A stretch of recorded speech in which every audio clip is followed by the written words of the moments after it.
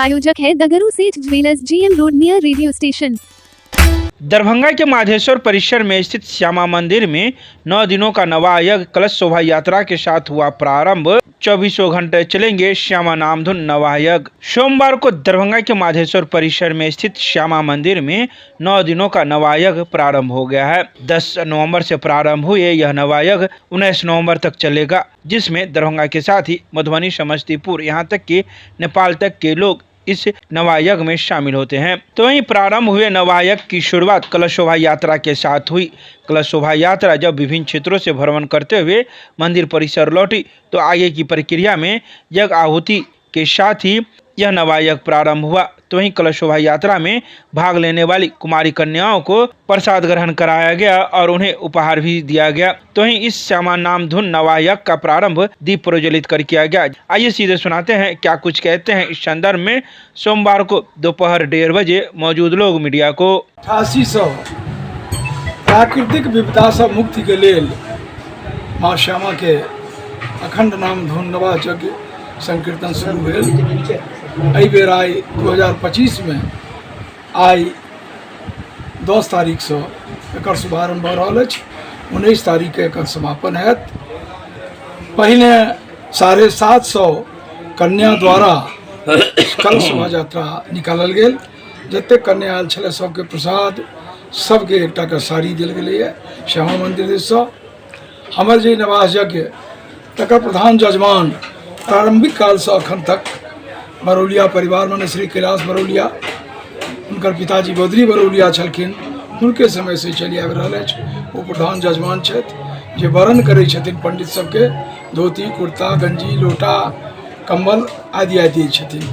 हमरा अग्नि अधिष्ठापन वाला कार्य आजुक भऽ गेल, मंच पूजन भऽ गेलनि है। ऊपर में प्रधान पुजारी शरद कुमार झा भगवती के पूजा करल है, ओतऽ सँ संकेत देथिन, तकर बाद ही शुभारंभ हैत। एहि अवसर पर में समस्त मिथिलावासी, नेपालवासी जते जो लोग अबै छै सभक जे हम श्यामा भक्त छी से सब आदमी स्वागत करबनि। सिद्धू बाबू, सुनील सिंह, हिनका लोकनिक से नेतृत्व में से प्रसाद वितरण माने भंडारा कार्यक्रम शुरू छै। 11 बजे से 1 बजे तक, 2-3 बजे तक, दिन में रात में 7 बजे से 10 बजे तक ही चलते। एहि अवसर पर हम सब श्यामा संदेश नामक एकटा पत्रिका प्रकाशित करै छियै। से संयोग से आचार संहिता के कारण आइ ओकर लोकार्पण नहीं कऽ सकलियै। ओकर लोकार्पण 16 तारीख के आचार संहिता खत्म हो जेतै। DM साहब से होया था जे सचिव छथि न्याय समिति के, तकर बाद हमरा लोकन से लोग। कितना कुमारी कन्याएं भाग ली थी? 750। किसी तरह कोई शुल्क लिया गया था क्या? 51 रुपया सांकेतिक शुल्क लिया गया था और सबको 1-1 साड़ी दी गई। सुरक्षा की क्या व्यवस्था? सुरक्षा व्यवस्था भरपूर। हमारे अपन जे स्वयं सेवक और हमारे जो गार्ड से तय छिए, तकर अतिरिक्त पुलिस प्रशासन अखन सांकेतिक रूप से 3-4 दिन कम भी रहे छै। अखन काउंटिंग खत्म भ जेतै, एमहर भीड़ो खत्म हेतै, पुलिस बल के संख्या से। बाहर से आने वाले श्रद्धालुओं के लिए व्यवस्था भी की गई है? सारी व्यवस्था की गई है, कहीं कोई दिक्कत नहीं है। जो रहना चाहेंगे रह सकते हैं, विश्रामालय है, कोई परेशानी नहीं है। ठीक। तो इस तरह समस्त मिथिलावासी, नेपालवासी, भारतवासी के से हम एहि अवसर पर में अनंत मंगल कामना व्यक्त करैत भगवती से प्रार्थना करै छन जे सबके सुख समृद्धि शांति देथिन। जय श्यामा। किस ओर से ये आयोजन किया जा रहा है? 1988 से। किस तरफ से ये किया जा रहा है? श्यामा मंदिर न्यास समिति।